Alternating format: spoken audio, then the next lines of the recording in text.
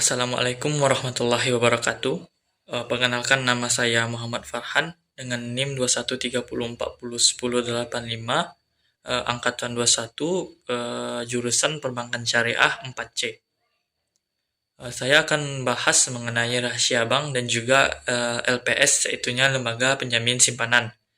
Ini termasuk ke dalam Undang-Undang Nomor 7 Tahun 1992 tentang perbankan yang mana sudah dirubah menjadi Undang-Undang Nomor 10 Tahun 1998, yaitu mengenai perbankan, yang mana di sini banyak membahas tentang perbankan konvensional.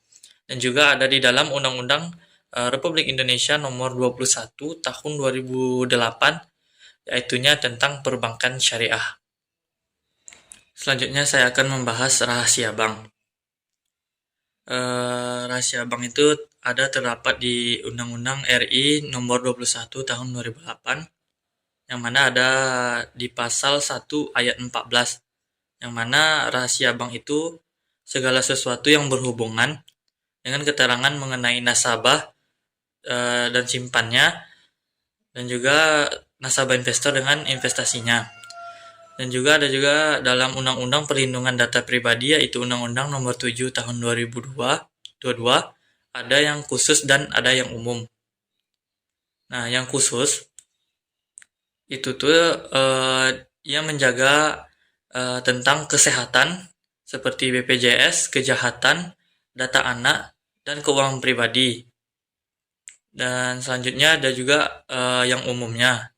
Yang umum itu menjaga nama, agama, status, dan lain-lainnya. Di dalam Undang-Undang Nomor 21 RI tahun 2008, pasal ayat 115, ada juga pihak-pihak yang terafiliasi, yaitu para pihak yang berkewajiban menjaga rahasia bank. Yang pertama yaitu ada komisaris, yang kedua ada DPS, konsultan hukum, penilai, dan akuntan. Yang ketiga ada pihak yang menurut penilaian Bank Indonesia turut serta mempengaruhi pengelolaan bank syariah atau unit usaha syariah. Itulah pihak yang berkewajiban untuk menjaga data nasabah yang ada di bank tersebut. Selanjutnya ada pengecualian dalam rahasia bank, yaitunya terdapat di pasal 42. Yang pertama itu dalam pengecualian rahasia bank, yang pertama itu adanya untuk kepentingan penyidikan pidana di perpajakan. Dan yang kedua untuk kepentingan pidana, seperti ada kejahatan yang mana para pihak polisi atau jaksa meminta data para pidana atau penjahat itu. Yang ketiga untuk kepentingan perdata bank antar dan nasabah. Yang keempat ada menukar informasi antara sesama bank. Dan kelima itu ada ahli waris. Selanjutnya itu teori rahasia bank. Teori rahasia bank itu terdiri atas ada dua, yaitu ada mutlak dan relatif. Mutlak itu tidak boleh informasikan pada siapapun, apapun alasannya.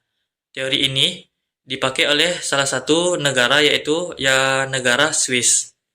Dan yang kedua ada relatif. Relatif itu teorinya dipakai oleh negara Indonesia yang ada di pasal 42 sampai 49. Pihak yang dapat meminta informasi yang bersifat rahasia yaitunya ada jaksa, pihak penyidik ataupun polisi, dan juga hakim. Dan kemudian yaitu ada LPS, yaitunya Lembaga Penjamin Simpanan.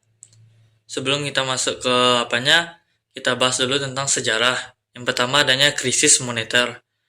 Terjadi krisis moneter pada tahun tersebut, banyaknya bank-bank yang bangkrut, dan itu dampak kewajiban pembayaran pada bank untuk mengembalikan uang nasabahnya. Dan selanjutnya pemerintah membentuk atau menjamin simpanan nasabah, yaitu blanket guarantee, untuk mengembalikan uang nasabah atas bank yang tidak dapat mengembalikan uang nasabah. Yang ketiga, Undang-Undang Nomor 10 Tahun 1998, perbankan mengamanatkan membentukkan LPS. Dan selanjutnya itu terjadilah pembentukan LPS, yaitunya pada Undang-Undang Nomor 24 Tahun 2004. Nah, peserta LPS itu tercantum dalam pasal 12, yaitunya siapa-siapa saja bank yang oleh ikut dalam peserta LPS, yaitu yang tentunya harusnya bank dan semua bank yang ada di Republik Indonesia maupun bank umum konvensional, bank umum syariah, bank umum campuran maupun bank asing. Dan juga di dalam lembaga keuangan mikro boleh ikut serta dalam LPS. Nah, di dalam lembaga keuangan mikro ini itu tercantum dalam Undang-Undang Nomor 1 Tahun 2013. Harus ada LPS dan disetujui oleh Pemda. Itu adanya sumber dana LPS. Yaitunya yang pertama 4 triliun yaitu dari kekayaan negara. Negara menyisihkan uang dari kekayaan atau pendapatannya untuk dana LPS. Dan yang kedua yaitu iuran kepesertaan bank, di mana 0,1% yaitu dikali dari modal awal bank itu tersebut dibentuk, dan itu dibayarkan satu kali saja dari keuntungan bank, yaitu iuran premi dibayar per semester atau 2 kali setahun, dan kemudian yaitu DPK, dana pihak ketiga. Dan selanjutnya itu ada kewajiban atau menyerahkan. Yang pertama itu ada AD atau ART. Dan yang kedua itu surat pernyataan. Dan ketiga itu tingkat kesehatan pada bank, apakah itu bank itu sehat dalam modalnya ataupun dalam laporan laba ruginya. Dan yang keempat itu ada studi kelayakannya. Selanjutnya yaitu masuk ke jumlah simpanan. Nah, jumlah simpanan yang ditentukan oleh LPS yaitu 2 miliar per nasabah atau bank. Simpanan yang ditanggung LPS itu ada beberapa, yaitu tabungan, giro, dan juga deposito. Itulah simpanan-simpanan yang ditanggung atau dijamin oleh LPS. Nah, jumlah simpanan yang ditanggung LPS jika melebihi 2 miliar, maka harus menunggu tim likuiditas. Nah, sembari menunggu tim likuiditas, dilihat dulu aset bank dan juga memberikan penilaian pada bank. LPS juga memberikan 5 tahun untuk melakukan klaim atas simpanannya. Seperti contohnya kita ingin mengambil simpanan atau mengklaim simpanan kita apabila suatu bank itu sudah bangkrut atau sudah dicabut izin usahanya. Maka kita bisa menunggu 5 tahun untuk mengklaim atas simpanan yang telah kita simpan pada bank yang telah dicabut izinnya. Yaitu kita bisa bawa KTP atau REK kita. Itu saja pembahasan dari saya.